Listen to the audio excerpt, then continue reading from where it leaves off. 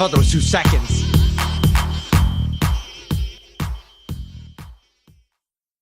Are we supposed to stay muted or can we talk?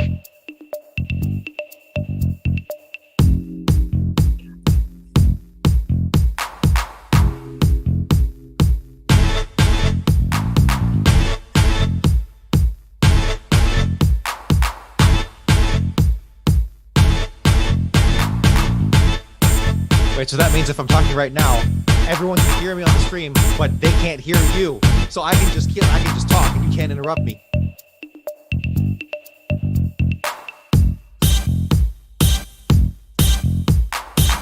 Shut up, guys. We've been playing this since January.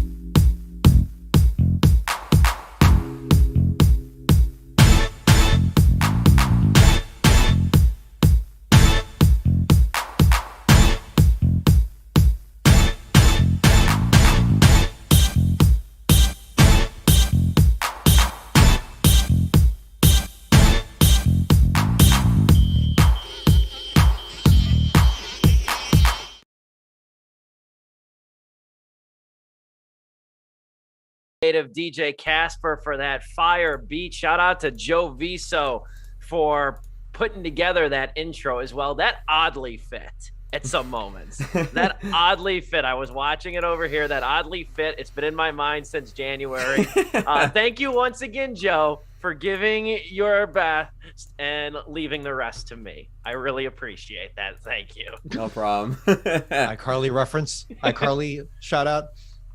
Somebody had to pick up what I was putting down. It is Sleepless with Steve live on YouTube. We come to you every Wednesday evening, live and in living color, 6:30 Central Time, or a little bit over, give or take. And we've got 2 healthy topics. One topic I'm not sure if we saw coming. The other ones these 2 have seen coming for 6 months now. And the time is nigh. First things first, how are we, gents? Dominic Guanzon, Joe Viso, pleased with them joining me as always. Dom, how we doing today? Doing good. We got the missus downstairs grilling some burgers, and it's going to be a good time. Which, gentlemen, both of you, or even separately, doesn't have to be all 3. You're welcome at any time for some grilling. Here.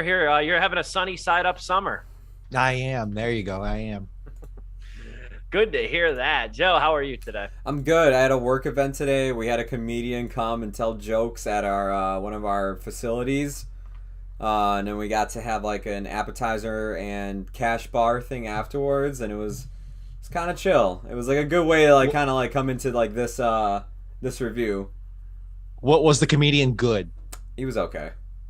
Should the drinks have come before? I mean, if they did, it would probably made people laugh a bit more. Because some it wasn't like the jokes he were saying were in poor taste. It's just like, guys, it's comedy. We got to break a barrier at some point. Like, yeah, you got to tap dance on the line. You don't have to cross the line, but you have to tap dance on it. You got to be like Brad Garrett. Just go after Italians. Exactly, just like me when I saw him in Vegas, and he just stuck to me for about an hour for the whole time.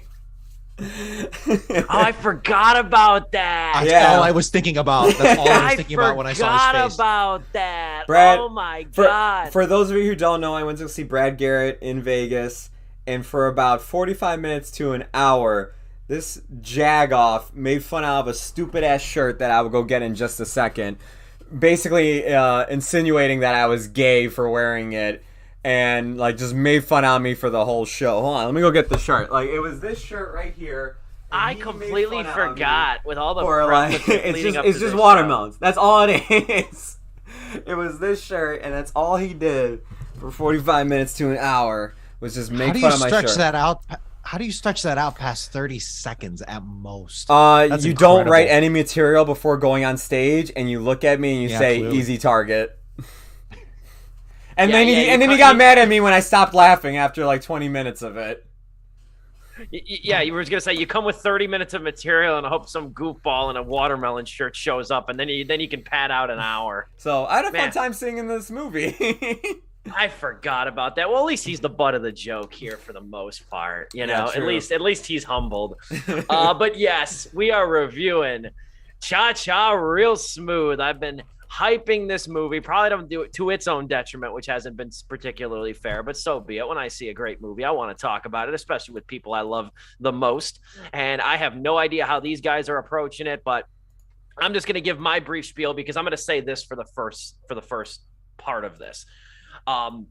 I've written a review of Cha-Cha Real Smooth back when I premiered at Sundance in January, and I'm currently working on an essay on both Cha-Cha Real Smooth, Cooper Raiff's debut Shithouse, and Cooper Raiff himself. I'm currently working on an essay, hopefully going to be out in the next week. So basically what I'm saying is the internet is already polluted with my opinions on Cooper Raiff's first two movies. So the bulk of this discussion, I want to go to these two gentlemen. Because even though I've offhandedly mentioned it's great, we haven't talked about it as a collective, but I'm really more interested in your opinions because my review in this case, it's a special case. My review's been up for 6 months, as well as I'm also working on a whole other think piece as well. And then I read the piece from The Ringer today by Keith Phipps called Give Cooper Raiff Some Time to Digest This Moment. Excellent article. I just want to throw that out there. That was an excellent read. But first things first, it was kind of funny how I even remembered stumbling upon Cooper Raiff all the way back in 2020 was when Shithouse premiered at Sundance. And I didn't look into it other than the fact that I saw it, and like the title Shithouse gets your attention immediately. I saw the title. I looked up the director. I had never heard of Cooper Raiff at the time. I saw he was only 22, and I'm like, damn, what the hell are we doing with my life over here? So it was like, I think the beginning of 2020, I just put the movie in. I saved it. I just saved it. And then it wasn't until I want to say November that year in the middle of the pandemic that it finally got distributed by IFC and it was on video on demand and all those things. And I watched it, was completely friggin' blown away. And I remember when we did our first year-end wrap-up that year in 2021, that was my second favorite film of 2020. And now we got Cha-Cha Real Smooth, which was announced shortly after Shithouse came out.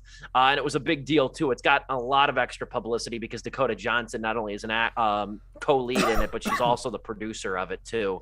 So that's gotten this movie some real hype from the jump. Let me tell you, first things first, this is apropos of nothing. Shout out to the Dakota Johnson stands online because they are almost as rabid as Taylor Swift fans. And let me tell you, I've experienced this because every time I send out my review of Cha-Cha Real Smooth and I mention like featuring the sophomore directorial effort of Cooper Raiff, starring Dakota Johnson, I get like 15 retweets and 35 likes. So like shout out to the Dakota Johnson stands out there, man. They're like making Swifties. They're giving them run for their money. Yeah, it's like Ariana, I would say probably Taylor Swift, Ariana Grande, Dakota Johnson's top 10 like rabid Twitter people who just scour the internet looking for tweets of Dakota Johnson. And she's got a lot to hang her hat on. She is having a quiet but powerful sort of statement. I don't even want to say a comeback or a renaissance because she's so young that like it wasn't like a Matthew McConaughey situation where she dipped and or where the quality was dipping or nosediving and then it's going back up. No, she's arrived. She's arrived as far as I'm concerned. Our Friend was my favorite movie last year, but Cha-Cha Real Smooth 2 years ago, rather. Cha-Cha Real Smooth is on Apple TV Plus now. And I was initially a little upset that it's on Apple TV Plus because I still feel like that's the streaming service that not many people have. But then I remembered too, and then also Coda won Best Picture this year. Apple TV paid $15 million for Cha Cha Real Smooth.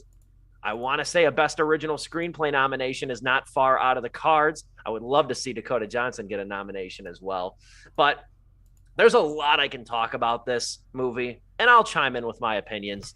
You guys kind of know where I stand, maybe not the nuances of it. Anybody who's read my review knows where I stand. Anybody who's had to listen to me recommend this movie and for the last 6 months knows where I stand. But I got a lot of "you're right" texts this weekend, too, so I'm very proud of that.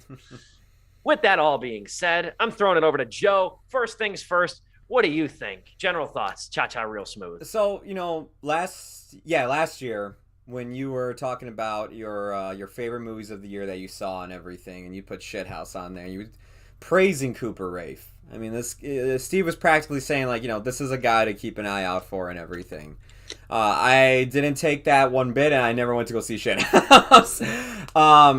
But then Steve told us about Cha Cha Real Smooth, and that he saw it at Sundance, and that it was probably going to be, again, in his top 5 favorite movies this year, and that he can't wait for us to get it. And then slowly but surely, it got the Apple TV Plus deal and everything else, and now we're finally here.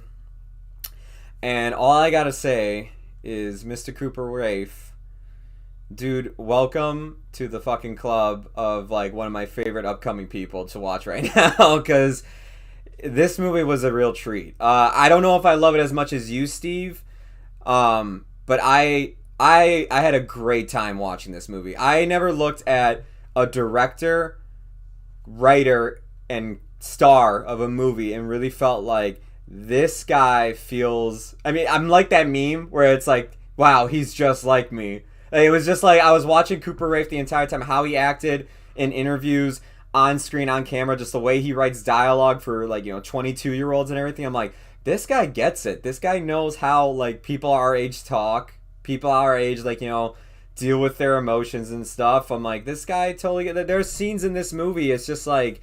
Yeah, anybody who came straight out of college thinking, like, man, I'm going to hit the pavement running, I'm going to be hitting stuff, I'm going to get a job that I want right out of the gate, and they didn't get any of that. It's like, man, he hits every beat that I think any young 20-year-old can relate to. Right down to the, like, the feeling of being, like, in love and thinking that, like, this is it. It's do or die with this person when it comes to falling in love. Especially in this movie Cha Cha Real Smooth, man. This was like, I didn't text you "you're right" because I've been waiting to talk to you about it on the show. I didn't post my star rating on Redbox or whatever the hell it's called, Letterboxd. And I noticed that too. I noticed that. I was like, he's embargoing it for me and me only. I watched it on Sunday night. And I was like, all right, that was really damn good. I think I need to watch it again. So I watched it again today during my lunch break and then just kind of played it while I was working in the background. And I found myself constantly turning over to the screen to watch certain scenes. And eventually, like, as we got closer to our work event that I had to go to, I was just like, all right, I'm like, it's like 30 minutes left of this movie and I'm leaving in 20. I'm just going to, like, watch the rest of this movie and everything because screw it. Yeah, man, no, this was a treat, man. This was a big surprise. I know you've been, like, praising this movie like crazy and everything, and I went into it thinking, like, all right, at the very least, it's gonna be good. Like, it's just like the way this kid has been praising this damn movie, it's gonna be at least good. Steve usually, like, hits the nail on the head for me when it comes to movies like this, these smaller type of movies. Not Nocturnal Animals. What's it called? The one that Movie Pass helped produce and nobody saw. American Animals was one that I even thought, like, man, nobody saw that but Steve, and to me he was right in the head with that. Well, this to me is a movie that I think people, I hope, will eventually see, and I hope it gets the recognition it deserves because it's a damn good one, and it's like I would love to see a young director like Cooper Raiff continue on going. Now, I'm just praising Cooper Raiff over here. I'm not praising the movie as much, but I want to pass off to Dom so he can get what he thought, like, initially, and then we can start talking about the movie even some more. This movie exudes like a real quiet energy that you don't realize you are seeped in until you're almost done with it, and it hits you right there. And my goodness, I never really thought much of Dakota Johnson, not because I had seen something and thought bad of her, but just because I never really got into the 50 Shades trilogy. That's low hanging fruit, really. But honestly, never really had seen much of her acting skills or performances. And my goodness, what was I missing out on? And her matching with Cooper Raiff, it's such a match made in heaven. It's the movie that you didn't know you wanted, if specifically talking in terms of that meetup. And how that plays out, particularly with the writing, it's really refreshing to see a movie like this come out. And the context certainly helps with everything being so dour in life, particularly everything around it in terms of movies as well. But man, this not since, I don't know. No, I'm not gonna say Scott Pilgrim. That's far and above beyond it. But in terms of like a coming of age movie, this hit the spot for me, because I can be a sucker for those. I can also get real cynical on them real quick when they get formulaic, but this really rekindled something for me that I didn't know I needed to be rekindled. And I think what helps is it's a coming of age story that I really don't see too often. It starts as romance, right? Yeah. It starts as romance, right? And not only that, but just the age and everything. The age that you see this character at. Like most coming of age stories, like, you think of 8th grade from Bo Burnham, you think of the Haley Steinfeld one. They're all in high school. They're all going through their puberty type of thing. This is a guy who's really cynical stuff. Yeah, right? This is a guy who just graduated college. It's like, damn, we don't typically, like, even Lady Bird, it was just her going to college, her getting ready for her first year. We really don't see too many coming of age stories where it's like, man, what happens once you get done with that part of your life? Like, and our generation has been the people like constantly talking about it. Like, man, once you get out of college, like, like life hits you fast. Like, it just comes at you. What if you're 25 and you haven't come of age? Yeah, exactly. Like, and I thought you can come of age so really cool. if any year. You're not exclusive. It's not exclusive to your teenage years. You can come of age at 50 years old. I mean, some argue that Soul is even a coming of age story because and that's about a 45-year-old man who loves jazz. Yeah, this is like The Graduate, but a good ending. I think Graduate was also a good ending, but you know what I mean. It never goes dark. It never goes particularly evil in any kind of specific way. It's all very grounded. You're rooting for pretty much all of these characters, even the dude who's getting cheated on, and he did get cheated on. But the dude who got cheated on, I was kind of rooting for him too. I'm like, I hope he gets a good ending because he's kind of getting screwed over, and that's actually one aspect of writing I want to ding here. But we'll get into that later. What I really want to say, real quick, just in terms of my opening arguments for this movie, is that it is refreshing, and it's kind of an overused word, but just like on a day like today where you have a nice cool drink of water, that really personifies it for me. And if anything else, this is I really cannot wait to see what Raiff does next, what he does with, I mean, the fact that he is acting not opposite but alongside Leslie Mann here, Judd Apatow's wife. I'm like, geez, I hope that gets him in the good. He's probably already in those circles. A person who's known for like starring in dramedies, and their husband directing a ton of dramedies, and he's just holding his own in scenes with her, man. Yeah, dude. And I don't know if I wanted to collaborate with Apatow in any capacity, but hopefully, it really gives him something to work with. So I'll stop there and I'll let Steve take his indie darling onward. Cooper Michael Raiff has got next. He's got next. I've been saying it now. I thought it was Shithouse. And I highly recommend you guys. I'll even rent the friggin' thing on Vudu for you guys to watch. That's how much I believe in this thing. I thought it was Shithouse. I can confirm it now with Cha Cha Real Smooth. And there's a myriad of different reasons. Now, I really want to use my buddy. I didn't ask him for this, but I'm seeing him this weekend. He has to feed and house me this weekend anyway for my birthday, so I don't really care. But Nick, my buddy Nick, this is another guy. I told him about Shithouse. He loves Shithouse. I told him in January. I said, Cha-Cha real smooth. I'll keep you posted when it comes out. Cooper Raiff did it again, man. So he texts me. He watched it on Saturday, and I rewatched it on Saturday too. He watched it on Saturday. He texted me, and like I could tell what part he was at. He said, dude, this guy is literally you. No wonder you like this. And then an hour and 30 minutes later, he texts me, well, that was fucking depressing. and I told him, I said, it smacks you, doesn't it? Because you think you have it figured out. You think it's a 20-something sexual fantasy for the first 20 minutes of the movie. And then it takes you into something deeper. Shithouse does the exact same thing. And having seen interviews with many an interview with Raiff, who's really a lot like he is in the interviews as he is. I could not imagine anything else like this. Like he can't fake this. He can't fake this. No, even the interviews. I don't think he recognizes how smart he is with the way he writes characters.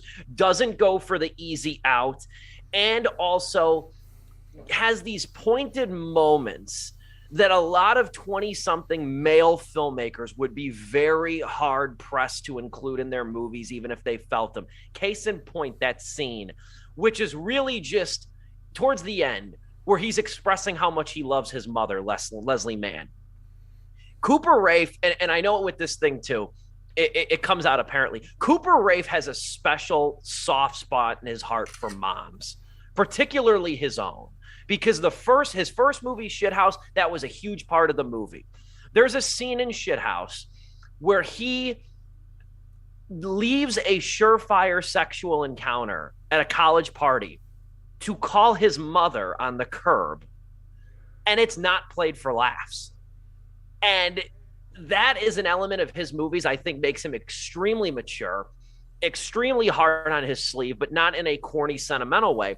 And then the other thing I love about Cooper Raiff too, and again, the guy's 25. He's relatively our age.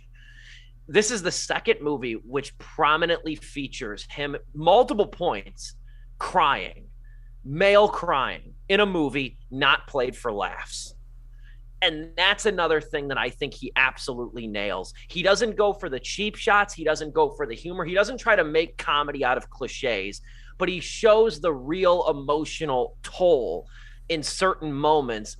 And he's not afraid for that heart on his sleeve moment too. And he's also not afraid to be the most unlikable character on the screen at any given time. That's another big important element. With that, I pass it off to you. Which one's going to fight for the mic next?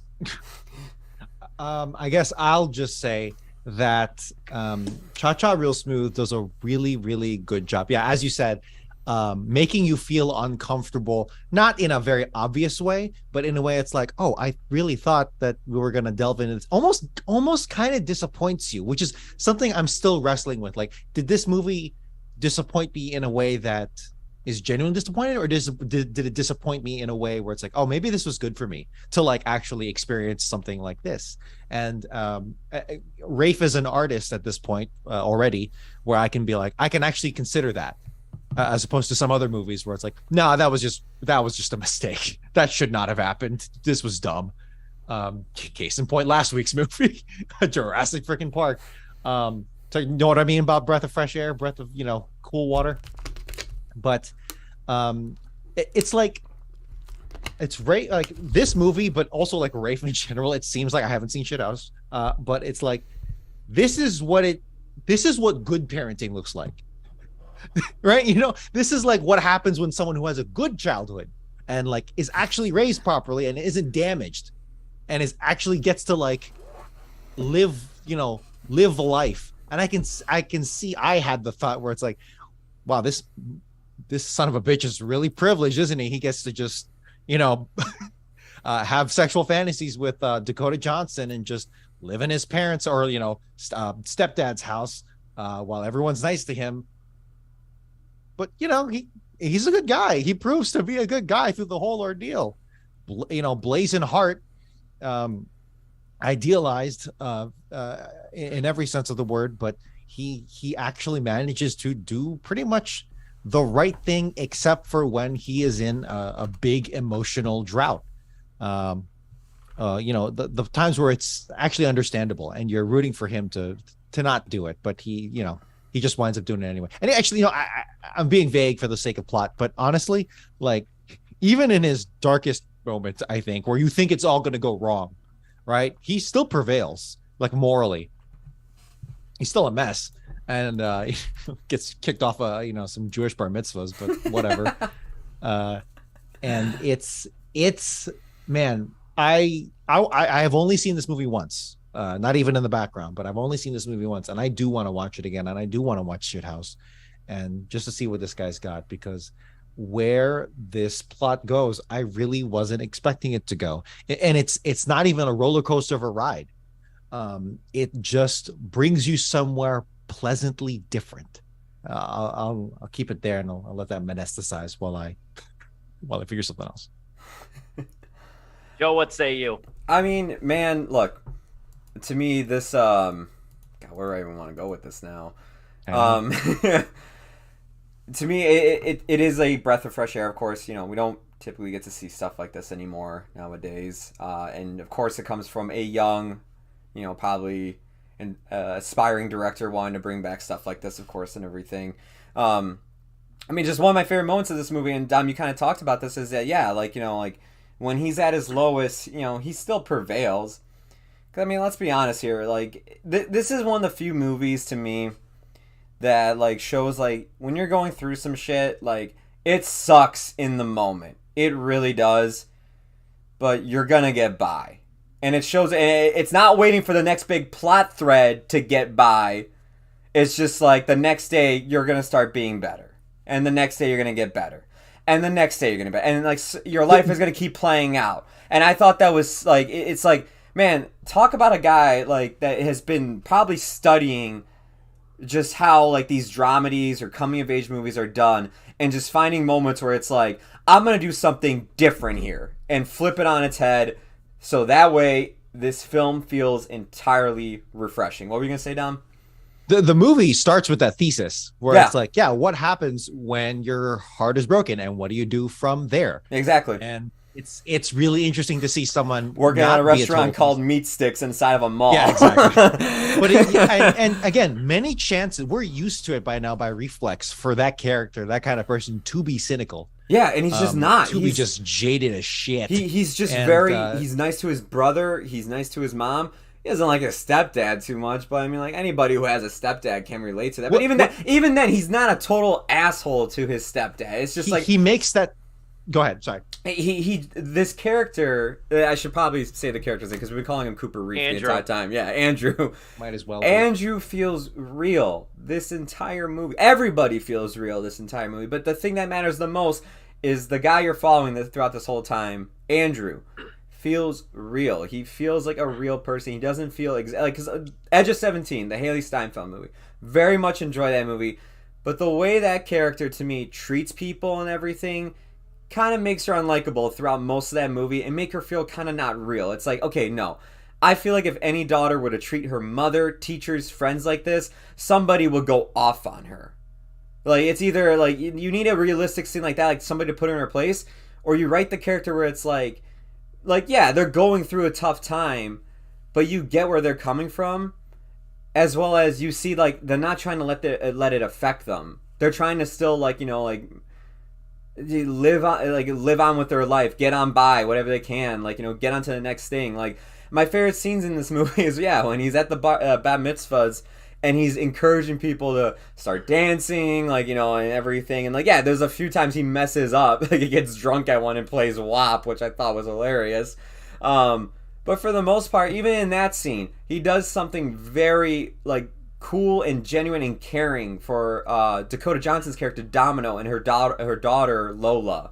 And I was just like, damn, like, even when this guy, like, messes up, it's just, like, he can, like, be like, okay, like, I messed up here, but, like, I gotta help out with this whole situation because this is a little bit messed up what's going on. And it's okay for go ahead. Sorry, I was gonna add just 2 quick points. The cynical side, and this movie's been very well received, so I'm not trying to manufacture controversy, but this, even by audiences too, it's been very well received. But like the cynical edge of this movie, and it's honestly one of my favorite scenes, the cynical edge in the scene when he goes back to Domino's house after Domino's emergency, we'll call it that. And it is so pointed is the scene when she climbs on top of him to start making out with him for like 2 seconds. And then he goes, I don't think you want to do this. I think you feel like you have to do this. Now, the cynical side of social media, i.e. Twitter, is going to be like such a white knight syndrome. How many other coming of age movies that are focused around a 20-something male do you see that? That you can't call that a cliche either. You can't call that a cliche. That is a very wise and mature and pointed thing to do. That is something too, at 25, how old Rafe really is, to be able to do that, to be able to have a scene like that in that given situation. It could have went another way and still been fine. But the fact that there's a cognizant element of that too shows the emotional maturity, the level of emotional maturity we're working with or we're seeing from a guy who is still so young and so green in the filmmaking space. It tells you a lot about a person if that is the first thing they see. It's like, they're just white knighting or whatever. It's like, who did a chick write this movie? And it's like, maybe this is the hero we need. Here's another thesis for this movie: positive male relationships or just positive male behavior. How about that? Can that like be our hero? Can that be our, like, can we actually like have fun with the white knight just for a second? And it's not flawless. It's like I haven't seen that movie, but I'm assuming with the Haley Steinfeld movie that character is a dick from many parts. But I think that you can have unlikable characters. Those can absolutely be fun. Those can be riotous. But for something like this, which is so confined and so suburban in many aspects, it's like, in that context, we expect you. We want more from you. The good moral values are calling upon you to be the better person here. But still, this movie manages to be entertaining. There are other films that lean into that in a very pandering fashion. We may get into that with our second story tonight. But for this movie, it all feels just right. And if it doesn't feel right to speaking specifically in how this character is written to be positive, if you cannot make peace with that, if you need to wrestle with that might say a lot about yourself. Now, having said all that, I do wonder if we need to get starting into criticisms, because there is one blaring point here for me that kind of runs counter to everything we've just talked about. Maybe not everything, but particularly what I just said. And I don't know if we want to get into it here in the last 6 minutes. You can start it.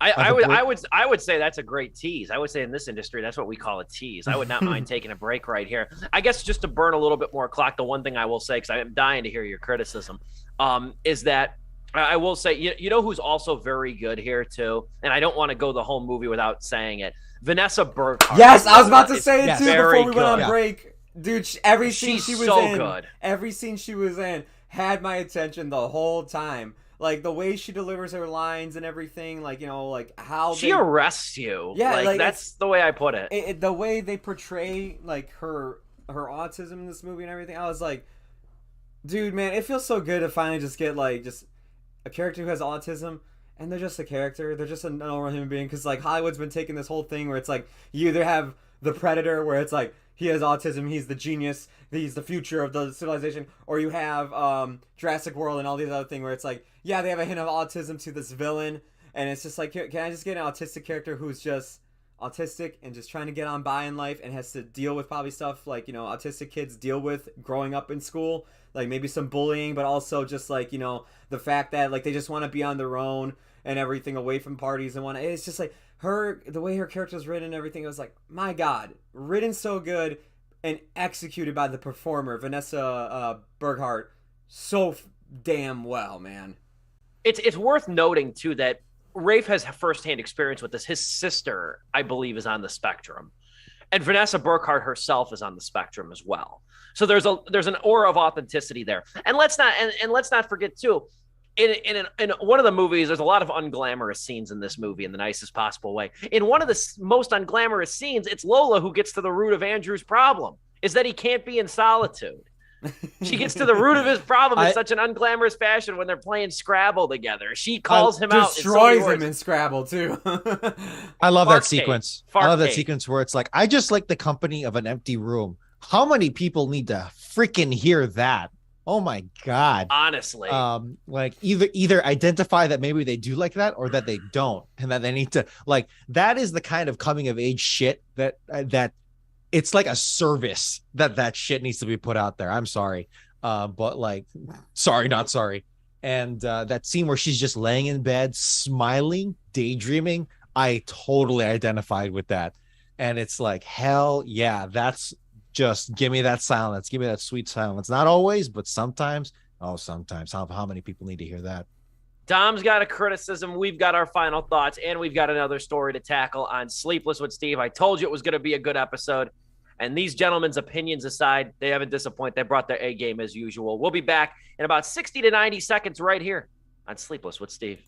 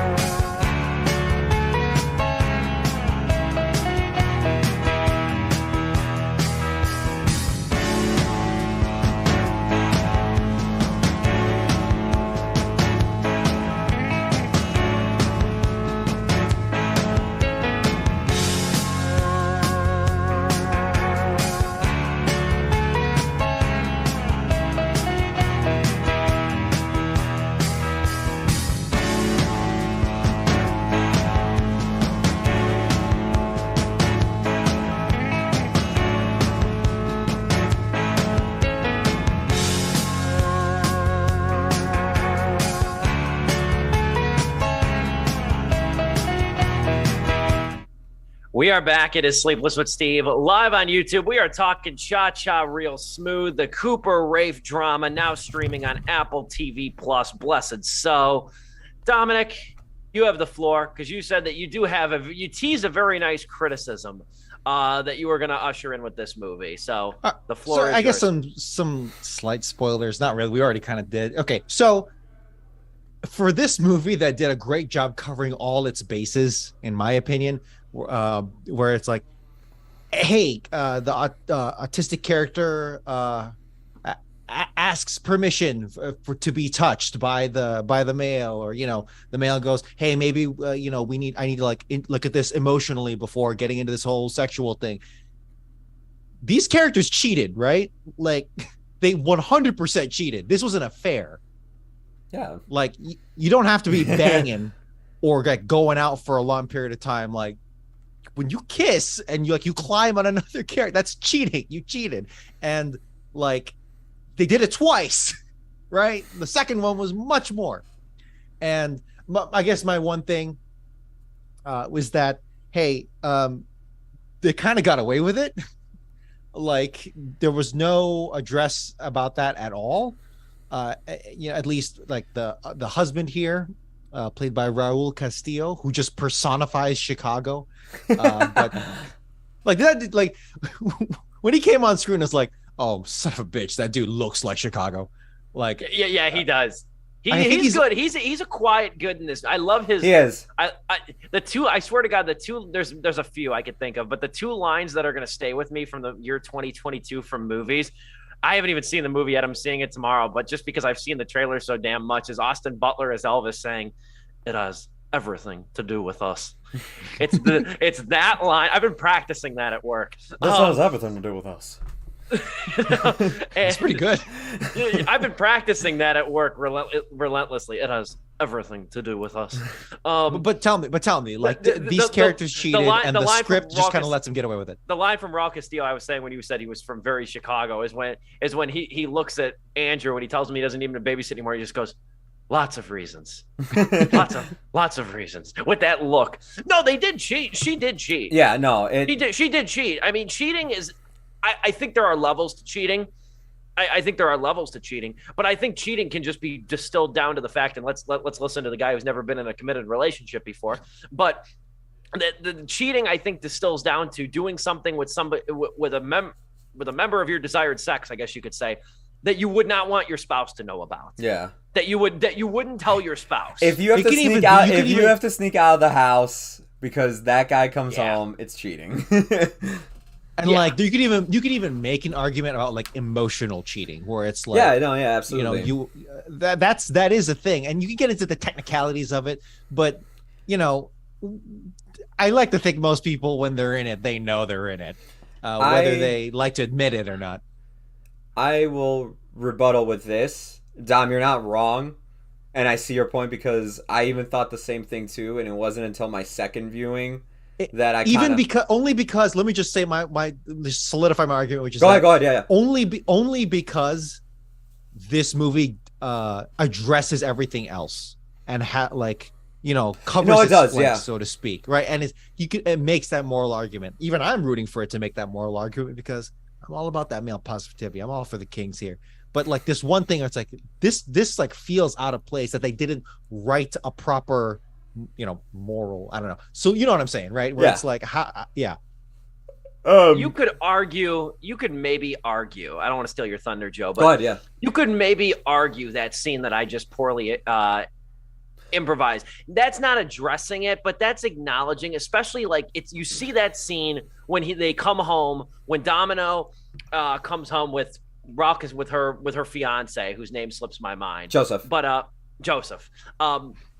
When Domino and Joseph come home, and they're clearly in the middle of an argument. Yeah. They're clearly, it's a tense scene because he's like, "Why do you have your socks off?" Yeah.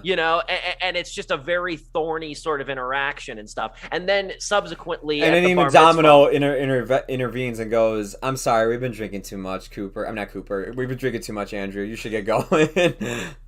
Yeah, and then the scene when he says you don't babysit anymore, lots of reasons. Yeah. Like it's almost in that scene, it's almost implied that there has been a breach of trust. Yeah. I mean, maybe the emergency came up. You don't know, it's off screen, it's written out of the picture. I do understand that, but I think that would almost be Rafe's counterpoint if he would put up a fight to that, is that it's implied and the story is about more than that.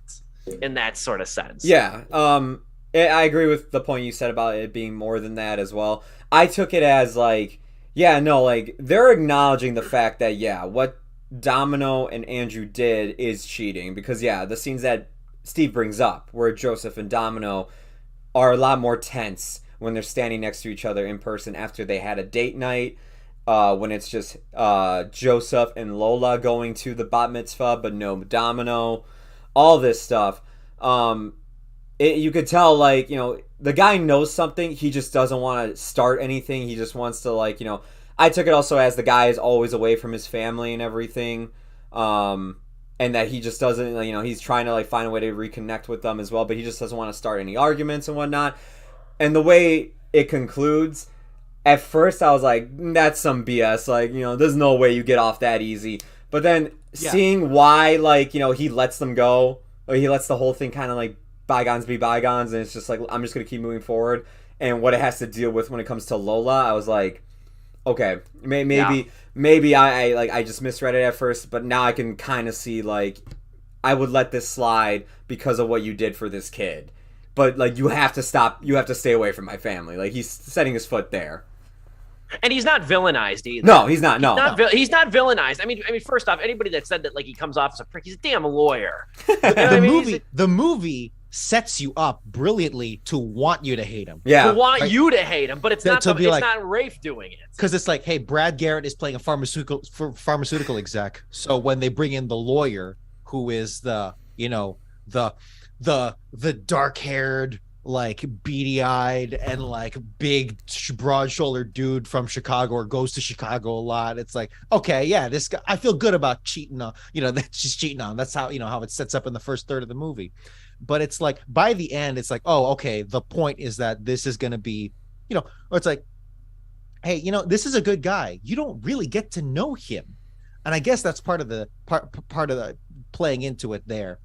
And I guess I'm just saying, for a movie where the main character goes, hey, mom, I just want you to know I love you. You're a great mom, and I had a great upbringing. Just flat out says that, and is just being upfront about being that way, how you should be. I am surprised that there was this like open flank where it's like, yeah, they just kind of cheated, and we're just gonna beat around the bush here while they beat around this guy. That's fair. I didn't explicitly think of that even on my second rewatch. If anything, the only thing that I thought was kind of underserved in the movie, and it's nothing to really hold it against it. This movie's already an hour and 46 minutes long. Yeah. But like the one thing I didn't, and it's mentioned, I want to say twice in the movie. I could be wrong, maybe just once. The only thing I think that's really mentioned and not seen is Leslie Mann, the mother's bipolarness. I didn't even was aware of that. I might have missed it. Like he brings that up at one point, which I guess is written in there just to give you a little bit more credence to the fact, like Andrew in the opening scene of the movie is drawn to the party starter, the hype woman who goes in the stairwell and cries, puts on a smile, goes back out there and crushes her job. He's drawn to Domino in the same way. So he's drawn to like these sort of like broken maternal figures because of his own upbringing and what he saw with his mother cycling through boyfriends. I think that was the reason that was written in, to kind of give you the point A to point B to point C, just like the opening scene. I think that's the greatest context of that whole thing. That was the one part rewatching it that I thought was underserved. But God, that ending, like you brought up The Graduate earlier, Dom.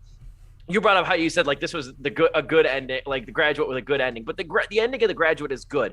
It is good. Yeah. Cha-Cha Real Smooth is the real life ending. Yes, yeah, that's what I'm going to say. It's the real life ending,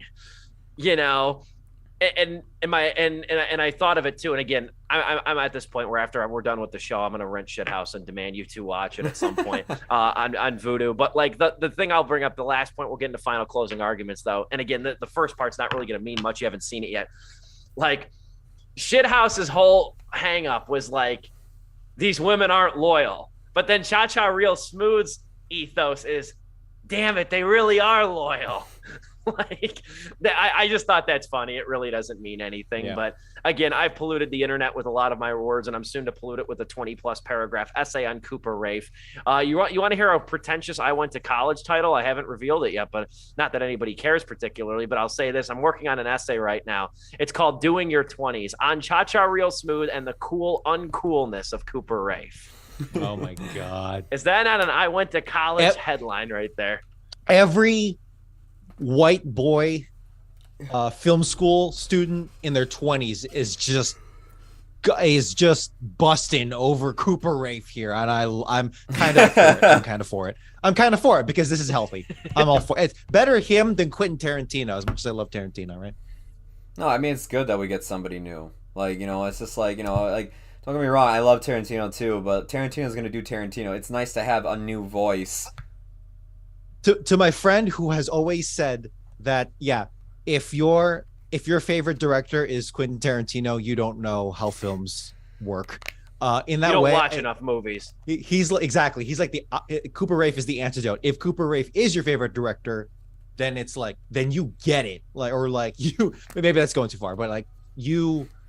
Careful, man. I don't want to make this guy. I don't want to make this guy Shyamalan. I don't want to make this guy Shyamalan, where it's like sophomore film. Another hit, banger, And then from next film, he makes us the village equivalent. That's just what I worry because that's just what I worry though, because I think like he's getting a lot of praise now, which is deserved. But like, I also think he's a guy too.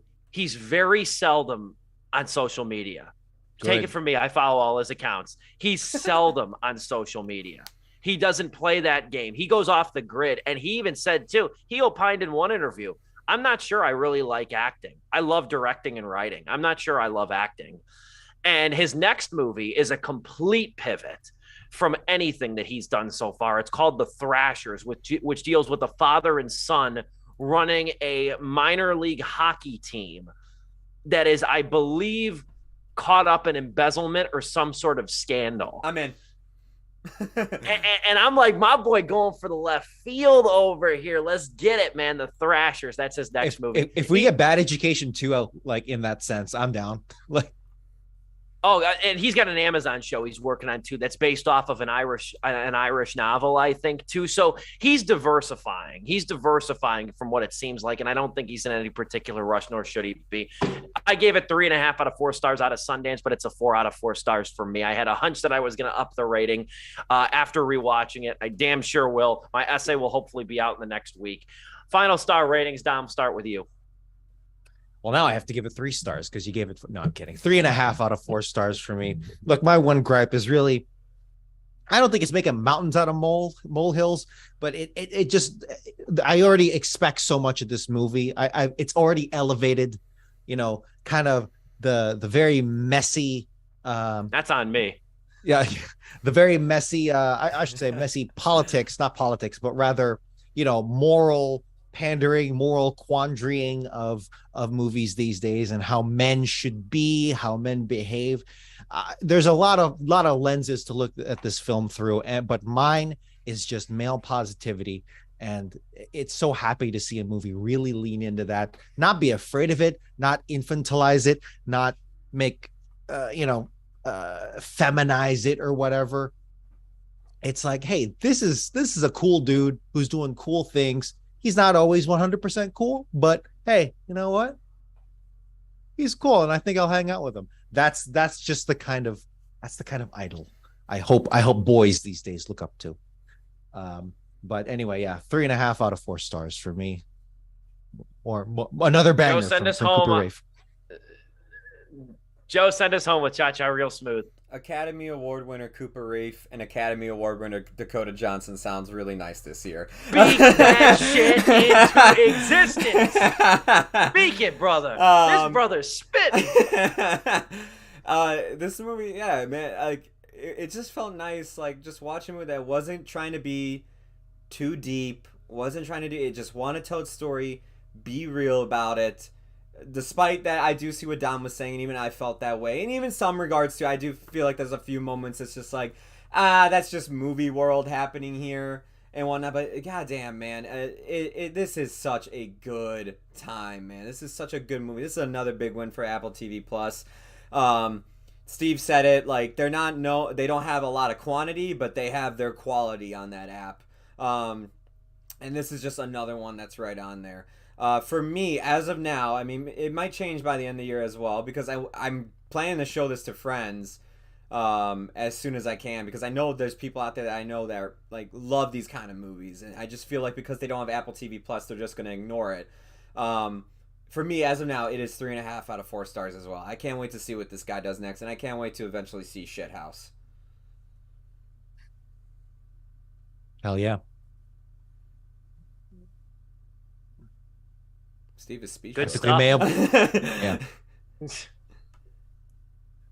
I picked a great time for my internet connection to go unstable. Oh, okay. I was gonna say, I'm like, damn. You know, I just left him hanging there.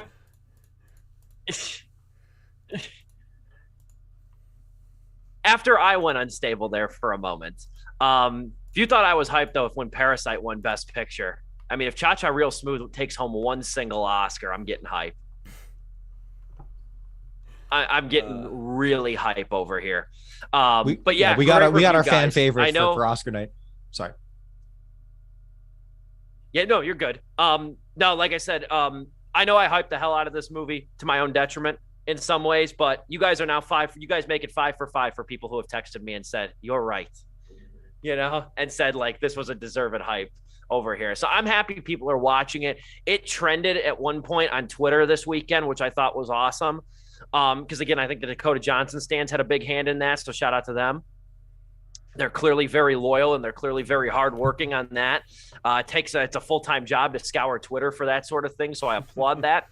Moreover, though, we will seg ever so smoothly. We will cha-cha real smoothly over to this topic. And you know what? It was so funny. I had my clap back. If one of you we're going to be negative on this, obviously I would have liked to hear every word. But my first response would have been, to quote the great DJ Casper, take it back now, y'all. I had that one in the reserves, man, waiting. Anyway, we got to talk about Lightyear. We need to talk about Kevin, and we need to talk about Lightyear. A movie that, I don't think, Dom, have you seen it yet? I have not, and I had my interest in Lightyear is, okay, I guess they're gonna try and do something different with it. And then as soon as the actual trailers came out, it's just like generic sci-fi, not garbage, but just fluff. I'm like, I'm good. We're good. Seen it either. I'm out in 2 weeks for the show, so it's co-host choice for what movie they're going to review. I suggested Lightyear, but you guys can review Shithouse. Don't review Shithouse. I'll actually be pissed. But no, if you wanted to, go for it. I would have to prioritize my vacation around that, though. But moreover, is that with Lightyear, though, I want to go back and watch The Good Dinosaur just so I can make this claim. It might be the weakest Pixar movie, in my humble opinion. Ooh.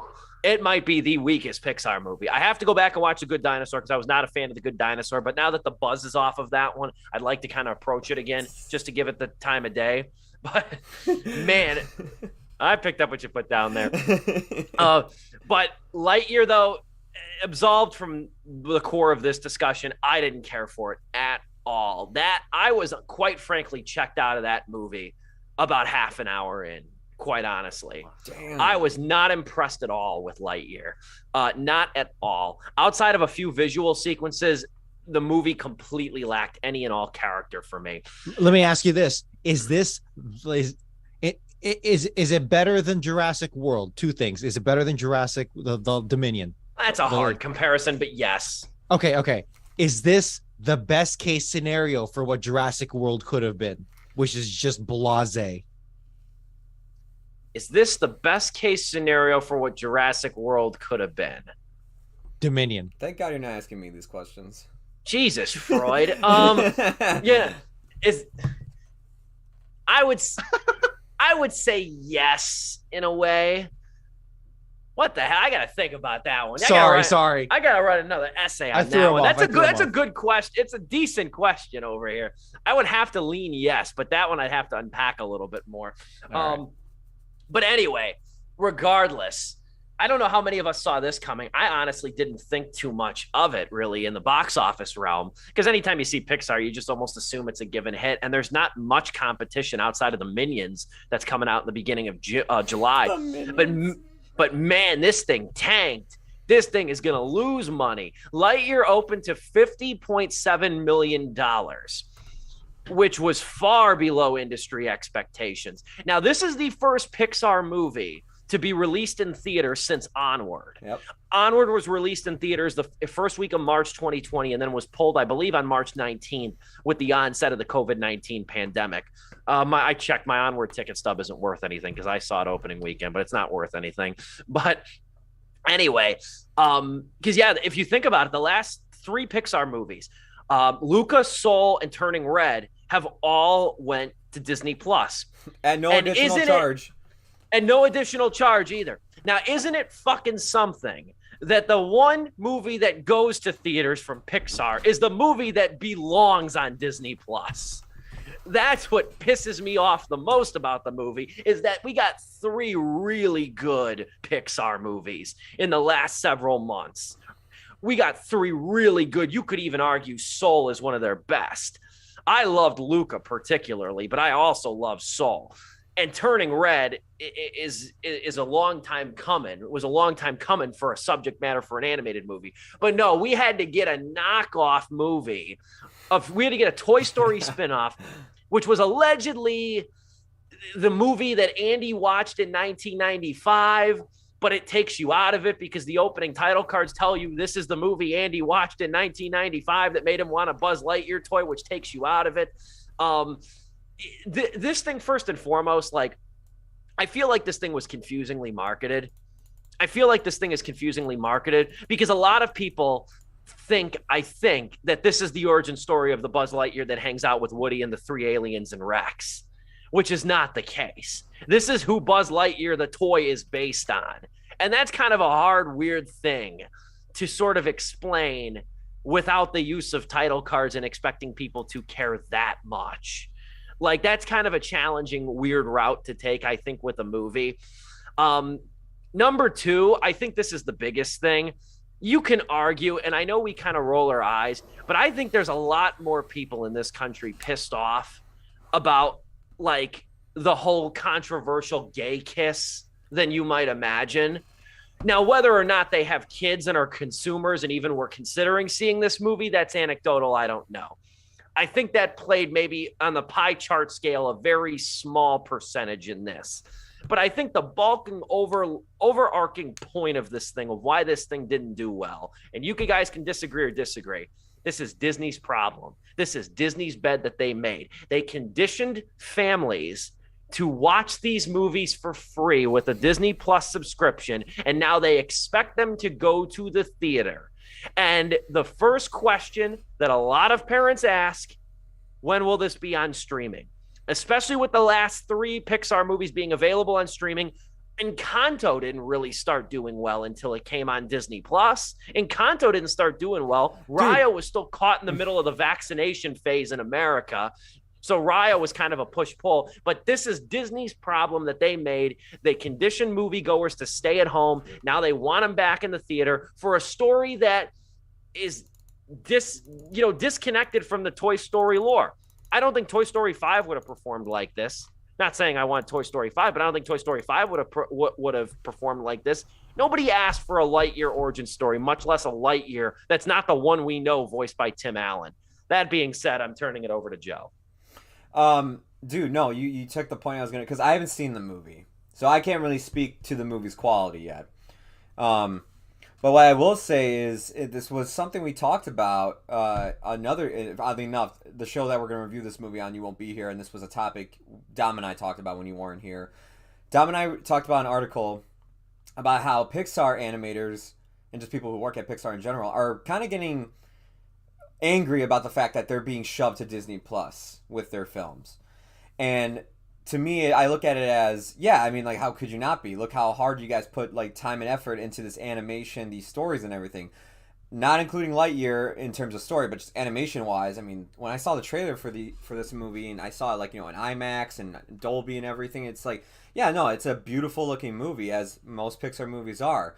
But, yeah, it was the concern I had. For now 2 years, your movies came to Disney Plus either same day as the movie being released to theaters, like Raya did, at like a charge, or if you're Pixar, you just went on Disney Plus with no extra charge. And so I was wondering, I'm like, okay, so what happens when the next big Disney animated movie comes to theaters? Because we really didn't have one for the longest time. And you brought up a good point. Encanto, dude, I talked to so many people when I was like, yeah, I know, like when Encanto came into theaters, and people didn't know it went to theaters first. People did not know that at all. And I keep telling people, I'm like, if that movie would have never come to Disney Plus as early as it did around the Thanksgiving holiday season, We Don't Talk About Bruno would have not probably been a big hit as it is, like, with people. It would have, like, I completely agree. Like, if it did not come out around that holiday season, families would have not gotten together to watch it as much and everything. Kids wouldn't be seeing it. It really wouldn't have. It's a different story if that thing comes out in January on Disney Plus. Yeah. It's a totally different story. Bruno is not a cultural touchstone. No, if that movie would have been like released in theaters in November, like it did, and then came out on Disney Plus in February or March, it would have just been right under the rug. Like nobody would have cared. This was a concern I had, that like when they finally decide, okay, we're gonna start putting our animated movies back into the theaters, and Encanto didn't do that well, but it did amazingly well at home streaming because of the time they released it. But now here comes Lightyear, Pixar's first movie in theaters since, I mean, like what, 2019? Because in 2020 they had Onward. My bad. And Onward didn't do that well because the pandemic was starting off, and now this didn't do well. And like, I don't know what people want to attribute to it, but again, I looked at it as, it's not because of the gay kiss. It's not. I don't even think it's because it was bad marketing. Everybody I talked to seemed like they understood like what this movie is. This is the movie that, like, you know, it's just kind of what Buzz Lightyear is based on, or they said like this is just kind of like a spin-off movie, like what, like, you know, like Buzz Lightyear, like, you know, just himself. I honestly think it was just the fact that, yeah, people thought this was coming to Disney Plus, and then they logged on to Disney Plus last Friday and went, where the hell is it? And they didn't see it.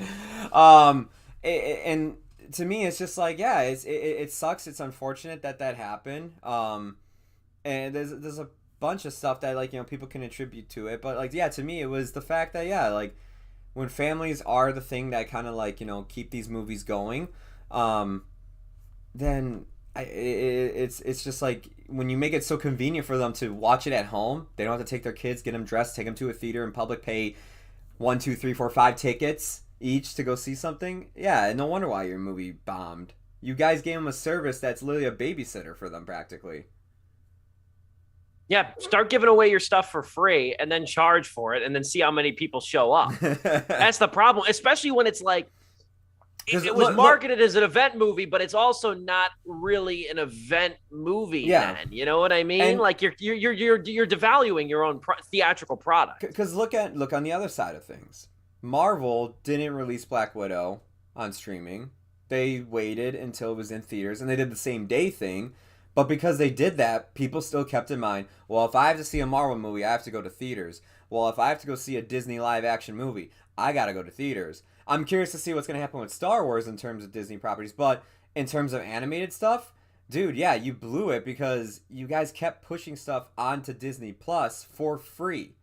And you made people just go, well, shit, it's going to be on here in what, 45 days? I can make my kids wait till then.